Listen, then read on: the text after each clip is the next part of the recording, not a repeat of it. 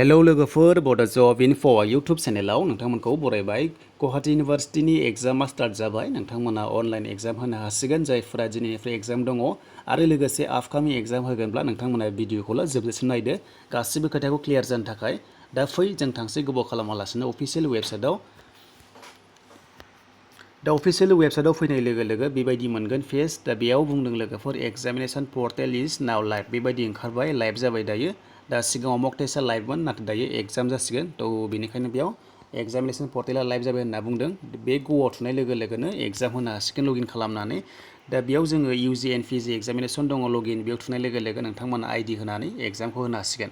दा बिनि सिगां आं माखासे गाइडलाइन्सखौ होफिनबावनोसै नोंथांमोना जायफोर क्लियार जायाखै। दा बेयाव सि नटिफिकेशन आरो लोगोसे डाउनलड इन्सट्राक्शन्स दङ, बेयाव थुनाय लोगो लोगो नोंथांमोना नायनो हागोन आरो। दा बेनिफ्राय इम्पर्टेन्ट नटिफिकेशन नायबावनोसै। दा बेयाव बुंदों नोंथांमोना माखासे हेल्पनि माखासे बेयाव नटिस होदों जे लोगोफोर इउनिभार्सिटिया मोनसे नटिस होदों नालाय। दा बेनो जाबाय गासैबो कलेजानो गावगाबागाव मोनसे हेल्पलाइन नाम्बार होनांगौनो स्टुडेन्ट्सफोरनि थाखाय। जायफोर एग्जाम लिरनायाव जुदि माबाफोर प्रब्लेम जादोंबा नोंथांमोना हेल्प लानो हागोन, बा नोंथांमोना टेकनिकेलि प्रब्लेम जादोंबा हेल्प लानो हागोन। बेनिखायनो फन नाम्बार प्रभाइड खालामसिगोन बा मबाइल नाम्बार होनाय जासिगोन, लोगोसे इमेल आइडिबो होनाय जासिगोन। दा सेकेन्डआव फैनाय लोगो लोगो जुदि नोंथांमोना एन्सार शीट आपल'ड खालामनायाव माबाफोर प्रब्लेम मोनदोंबा थ' बेखौ मा खालामनांगौनो स्क्रिनशट खालामनांगौ आरो नोंथांमोना हेल्पलाइन नाम्बार एबा नोंथांमोना इमेल आइडियाव नोंथांमोना साबमिट खालामनांगोन।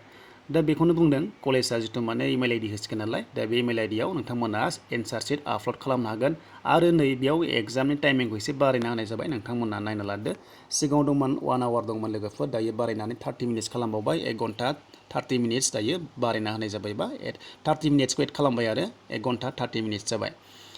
दा लोगोफोर नोंथांमोना आरो बिनि गेजेरावबो जुदि प्रब्लेम जायोब्ला नोंथांमोना मा खालामनांगौनो, नोंथांमोना नैबे साफिसियेन्ट प्रुफ दङना लोगोफोर, बेखौ इमेल आइडिजों हरनांगोन स्क्रिनशट खालामनानै जे जुदि फेल जादोंब्ला नोंथांमोना बेखौ एन्सार शीट आपल'ड खालामनो हायाखैबा स्क्रिनशट खालामना लादो, बेनिफ्राय साबमिट खालामनांगोन इमेल आइडियाव। दा 3आव बुंदों इमेल आइडिया गावगाबाव कलेजाव थागोन। थ' बे जाबाय सासे स्टुडेन्टआ मोनसे गावनि कलेजावल' हागोन, बाखि बेलेगा हानाय नङा बेखौ खिथादों। बेनिफ्राय प्रुफ अफ फेलाराव नायदो, नोंथांमोना फेलार जादोंब्ला बेखौनो बुंगासिनो आङो जे लोगोफोर स्क्रिनशट खालामना ला प्रुफनि थाखाय, ओमफ्राय नोंथांमोना आपल'ड खालामनो नाजाबानो जाबाय। बेनिफ्राय जुदि जाथाराब्ला नोंथांमोना मा खालामनांगौनो इमेल आइडिजों नोंथांमोना सेन्ड खालामदो बे प्रुफखौ लानानैनो। दा बेनोसैमोन लोगोफोर। बेनिफ्राय दानिया बुंदों जे लोगोफोर माखासे गाइडलाइन्स बे एसाइमेन्सनिबो दङ, बेखौ नोंथांमोना नायना लानो हागोन। दा जों थांनोसै फैदो एग्जामाव जों थांनोसै। दा जोङो नैबे ग'आव थुना होदो। दा जों नैबे ग'आव थुनो हागोन, एग्जामा दायो जागासिनो दङ, जों नायनायनोबा नैबे ग'आव थुदो। दा ग'आव थुनाय लोगो लोगो बेयाव आरोबाव गेवना फैगोन, नै बे गाहायाव फैनानै लगइनआव थुना हो। दा बेयाव बुंदों एक्जामिनेशन पर्टेल इज लाइभ नाउ बेबायदि फैदों। बिनिफ्राय बुंदों लोगोफोर बेयाव नोंथांमोना नायना ला, जायफोरना एग्जाम गैया नोंथांमोना बेयाव लगइन खालामनो हानाय नङा। बेयाव अट'मेटिक जागोन, जुदि नोंनि सेमिस्टारा जुदि एखेब्लाबो जुदि एग्जामा नोंना दिनै गैयाब्ला नोङो लगइन खालामनो हानाय नङा। जायफोरा एग्जाम जाथारगोन बिसोरसो माने लगइन खालामनो हागोन होनना बुंदों। थ' बेखौ नोंथांमोना बुजिग्रोबाय। बेनिफ्राय दानिया मारै माखासे नैबेयाव दङ, बेयाव गाइडलाइन्सखौ फरायग्रोनो होदों नोंथांमोनखौ, गाइडलाइन्स होदों नालाय गाइडलाइन्सखौ गासैखौबो फरायनानै क्लियार जादो, लोगो लोगो एग्जामखौ लिरदो।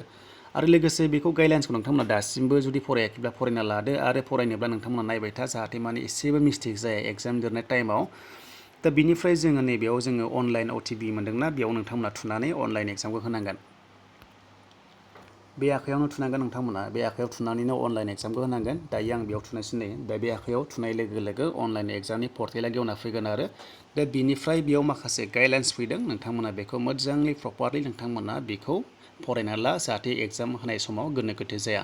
दा फार्स्टआव दङ स्टुडेन्टसफ्रा लगइन खालामनांगौनो, बेनो जाबाय रेजिस्ट्रेसन नाम्बार, मबाइल नाम्बार आरो डेट अफ बार्थ नोंथांमोननि जिथु रेजिस्टार जादोंना बेजों खालामनांगोन।